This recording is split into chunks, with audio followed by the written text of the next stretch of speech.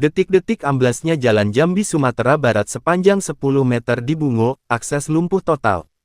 Jalan penghubung Provinsi Sumatera Barat dan Provinsi Jambi di Dusun Siri Sekapur, Kecamatan Jujuhan, Kabupaten Bungo, Jambi putus pada Minggu, tanggal 2 Maret tahun 2025. Putusnya jalan lintas Sumatera Linsum ini disebabkan hujan deras yang mengguyur wilayah tersebut sejak malam sebelumnya. Detik-detik amblasnya jalan terekam dalam video amatir warga. Dalam video terlihat sejumlah warga yang berdiri di dekat jalan yang amblas.